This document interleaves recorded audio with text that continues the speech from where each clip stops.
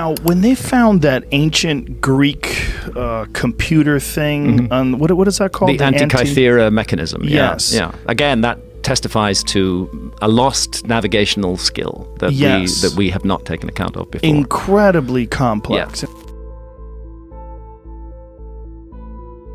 Were certainly in the ancient world more devices like the Antikythera mechanism. It wasn't unique. Deep within the hull of an ancient, long-forgotten ship, a discovery was made that defies all understanding. Hidden among rusted relics was a computer that seemed centuries ahead of its time. Who built this machine, and how did they achieve such impossible advancements? And perhaps the biggest question of all, why was it abandoned? An ancient marvel. Many amateur stargazers know that familiar buzz of small motors clicking, steering an automated telescope through the calm of a night sky. This clever bit of tech, powered by a computer hidden in a little plastic box attached to the scope, allows it to snap onto thousands of stars, planets, and galaxies in no time. It's almost like having the universe right at your fingertips. And while it might feel like tracking the moon, stars, and planets with a computer is a recent innovation, the idea actually stretches back over 2,000 years.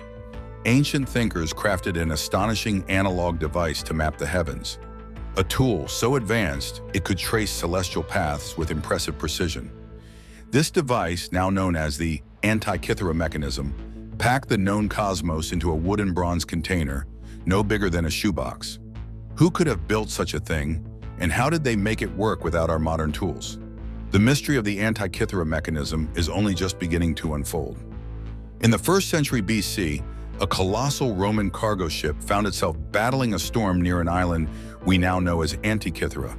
Nestled on the edge of the Aegean Sea, this island was the nearest hope for shelter, lying between Greece's Peloponnese Peninsula and Crete. The ship, on its way to Rome, was over 150 feet long, typically built to transfer grain. But on this voyage, it was packed with treasure and artifacts collected from the Greek world. As the storm unleashed its fury, the ship took a beating. The crew had no choice but to abandon the vessel, though not everyone made it out alive. When the storm finally settled, the ship and all its priceless cargo had vanished beneath the waves. The shipwreck was thought lost to history, until the spring of 1900, when fate brought another ship to Antikythera's shores. This time it was a small Greek boat carrying sponge divers, who managed to weather the storm. Once the sea had calmed, one of the divers, decked out in a heavy dive suit and copper helmet, slipped over the edge and dove below. What he surfaced with was incredible. The seafloor was covered in fragments of bronze and marble statues, relics from an ancient world. Of course, the excitement spread fast, resulting in a massive 9-month salvage mission. Divers pulled up thousands of objects, some broken, some beautiful, some barely recognizable. Among them was a corroded lump of bronze so unimpressive it was nearly thrown back. Yet when the collection reached the National Archaeological Museum in Athens, this unassuming piece soon caught the eye of investigators in 1902.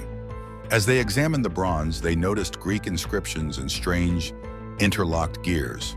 Word of the discovery hit the local press, causing a century-long fascination with what would come to be known as the Antikythera mechanism, a find that would forever change our understanding of ancient technology. At first, researchers figured the Antikythera mechanism must be a clock, a calculator, or maybe some sort of navigational tool from ancient Greece.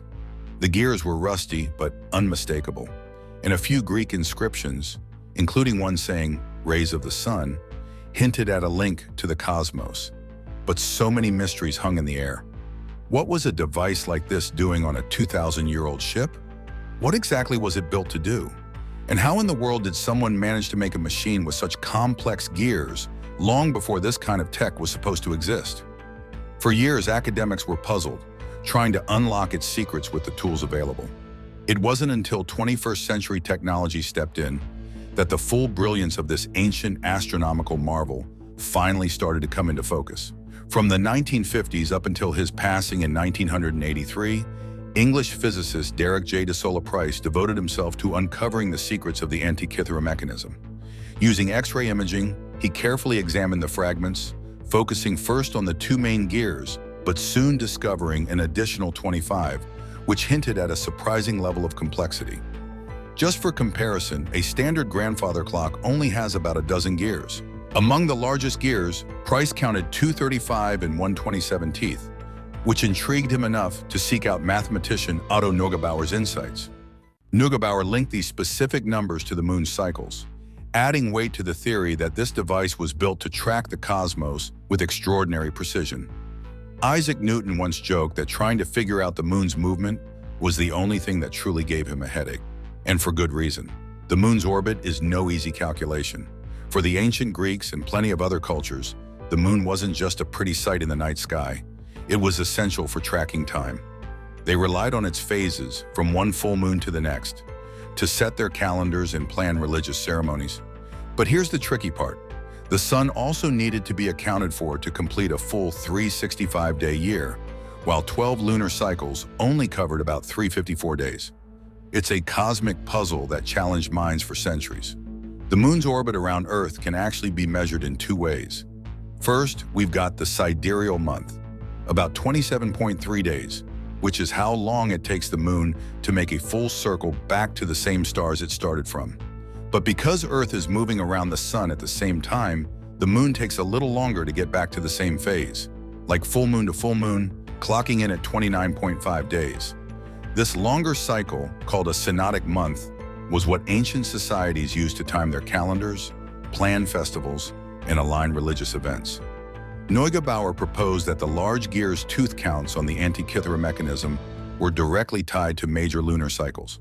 The 235 tooth gear, in particular, aligned perfectly with the 235-month metonic cycle, a period in which the phases of the moon sync back up with the solar year and reappear against the same stars. This cycle wasn't just a Greek discovery.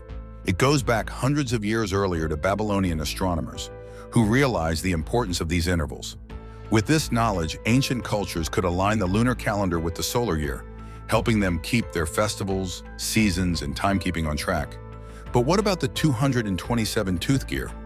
It puzzled experts for a while, until Price noticed that doubling 127 gets you 254, another key lunar number. In each metonic cycle, there are 235 synodic lunar months and exactly 254 sidereal months.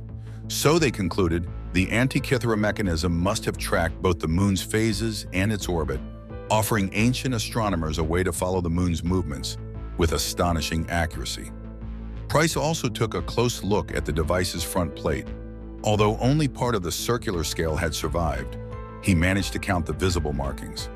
The inner scale was divided into 12 sections, with Greek letters spelling out claw, possibly a nod to the Scorpio constellation. He also found letters that hinted at Virgo, suggesting a zodiacal theme. On the outer scale, though, things got even more intriguing. It was divided into 365 sections, leading Price to believe this part tracked the sun's movement across the solar year.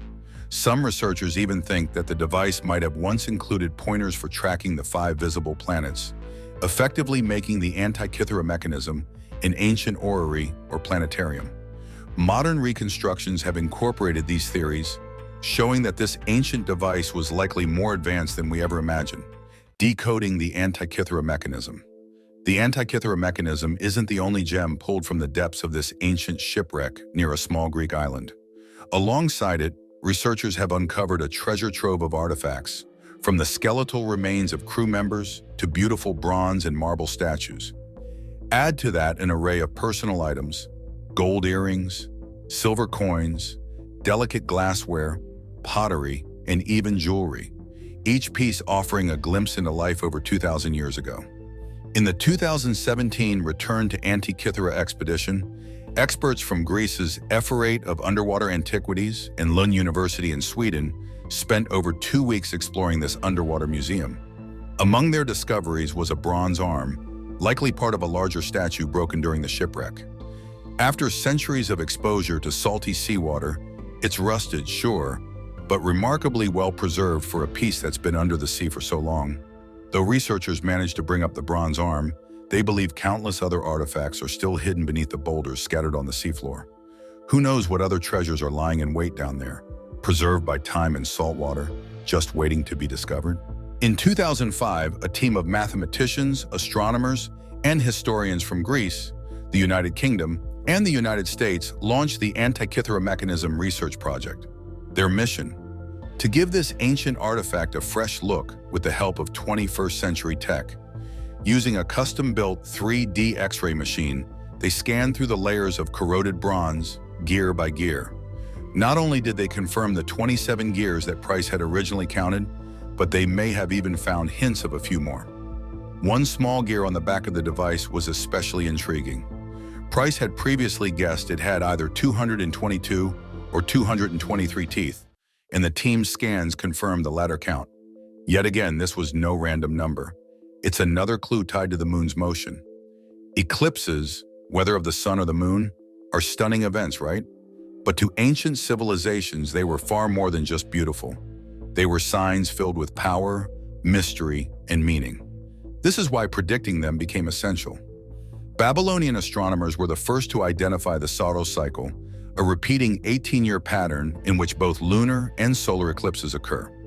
This cycle consists of 223 synodic months, meaning that every 18 years, the sun and moon align again in almost the same spot, allowing for a repeat of eclipse conditions, though visibility shifts across different parts of Earth.